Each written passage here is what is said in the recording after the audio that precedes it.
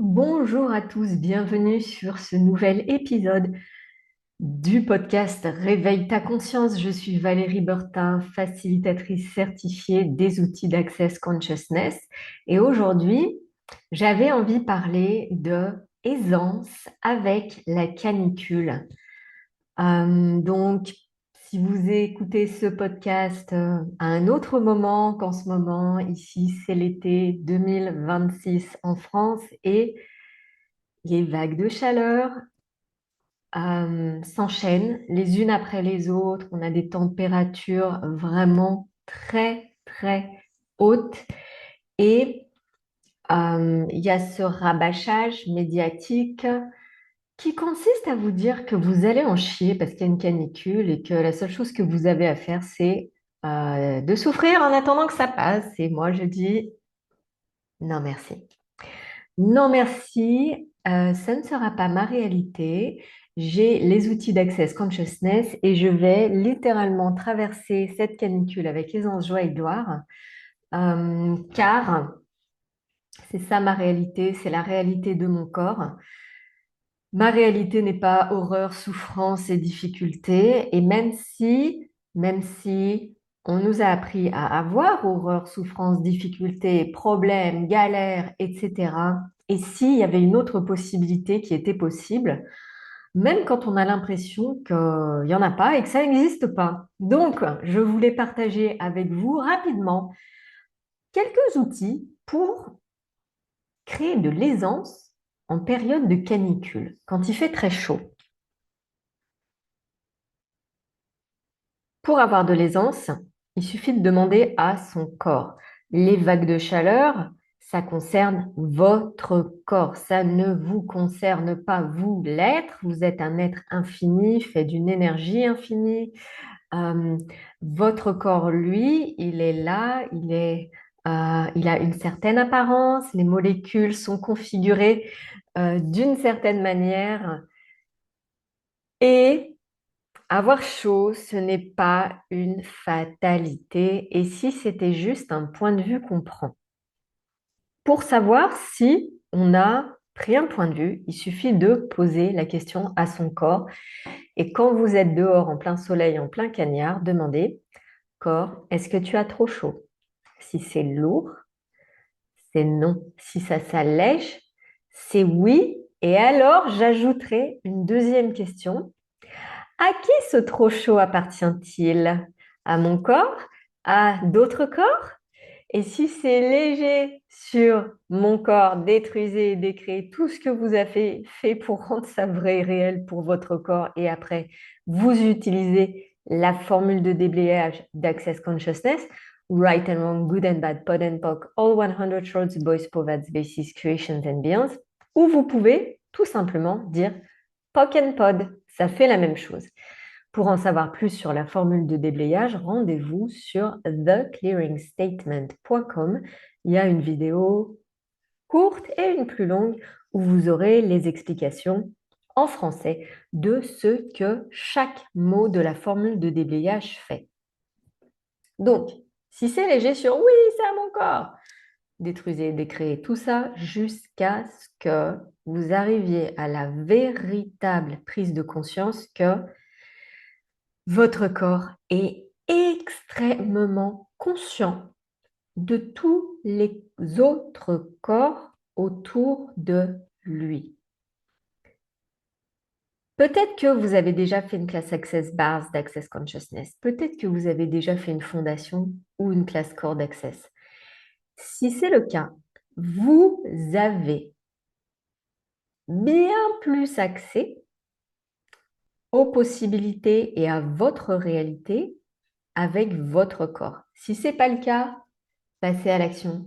Allez faire au moins une classe de barre d'access. Qu'est-ce que vous avez à perdre? Je serai à Annecy avec ma copine Florence Vita Tamavong. On va faire une journée Access Bars pour soulager le stress et détendre tous les domaines de notre vie avec lesquels on n'est pas détendu.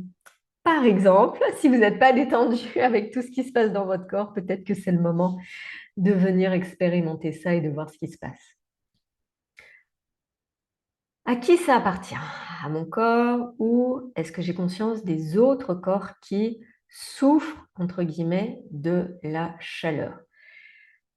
Si c'est léger sur est-ce que j'ai conscience des autres corps, faites bouger cette énergie, retournez-la soit à l'envoyeur avec la conscience attachée, soit passez-la comme si vous passiez, vous savez, dans les sports collectifs, par exemple au handball, on passe la balle à son partenaire ou à un membre de l'équipe. Vous pouvez aussi passer les énergies comme si vous passiez un ballon. J'ai mal choisi avec le handball, on est en pleine Coupe du Monde de foot. Je choisis le handball, ça me fait trop rire. Comme au foot où on passe le ballon, passer le ballon énergétique, entre guillemets, à ceux qui désirent avoir cette énergie. Il y a plein de gens qui désirent cette énergie.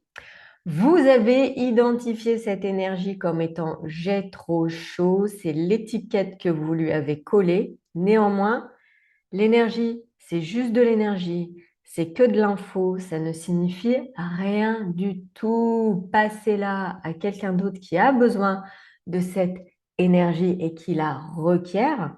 Pour vous, c'était j'ai trop chaud, mais pour quelqu'un d'autre, c'est peut-être une super énergie. Pourquoi vous ne voudriez pas la passer à quelqu'un d'autre qui en a besoin? Comment ça devient encore mieux que ça? Donc, corps, est-ce que tu as chaud? C'était le premier outil. À qui ça appartient? Ce trop chaud, à moi, à quelqu'un d'autre, à mon corps, à quelqu'un d'autre ou à autre chose. Et si vous demandiez aussi, en outil numéro 3, si j'avais ma réalité avec mon corps, qu'est-ce que ça serait? Sans essayer de savoir à quoi ça va ressembler, de le définir à l'avance. Les corps sont des organismes intelligents, ils savent fonctionner très bien. Quand ils fonctionnent mal, c'est qu'on les a jugés et on a pris des points de vue, etc. Donc, si vous n'aviez pas tous ces jugements de la chaleur, si vous n'aviez pas tous ces points de vue qu'il fait trop chaud, quelle serait votre réalité avec votre corps là, maintenant, en pleine chaleur?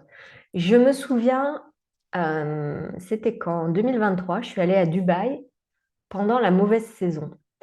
Donc, pendant la mauvaise saison, c'était, il me semble que c'était en avril ou quelque chose dans ce goût-là, où il fait des chaleurs monumentales, bien, bien plus chaud que ici. On se plaint de la canicule, mais il y a des pays pour qui ça serait mais c'est rien du tout.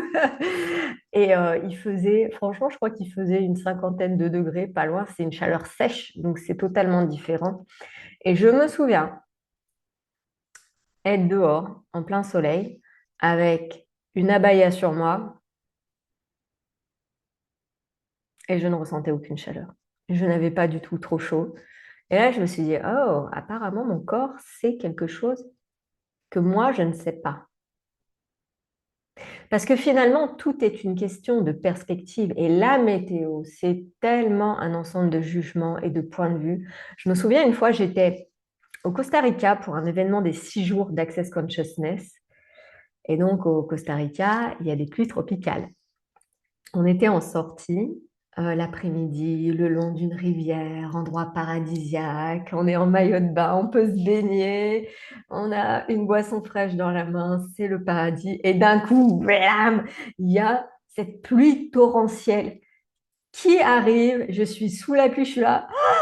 Et je me dépêche vers mon sac à dos de sortir j'allais dire un kawaii, mais c'est pas vraiment un kawaii. Je suis née dans les années 80, donc dans ces années-là, on avait un kawaii. Maintenant, ça s'appelle plus un kawaii, c'est un truc déperlant en fait. La pluie ne peut pas euh, mouiller le tissu. Et je suis en train d'enfiler mon kawaii. Et là, il y a un membre de l'hôtel, un employé de l'hôtel qui me regarde. Il est mort de rire et il est sous la pluie en t-shirt et il se marre et il me dit c'est juste de la pluie, c'est fun.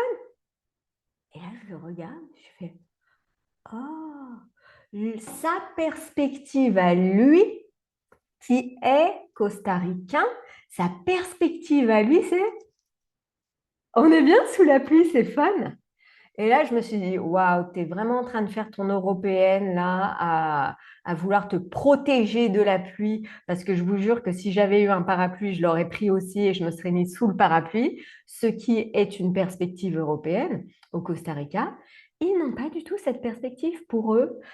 La pluie, c'est fun. Et là, je me suis dit, waouh, je vais lâcher ma perspective et mon jugement que je devrais me protéger de la pluie.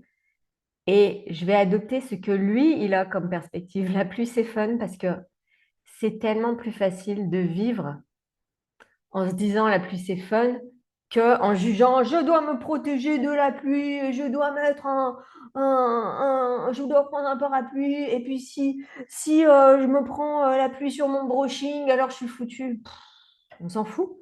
On s'en fout, tout ça, c'est que des jugements.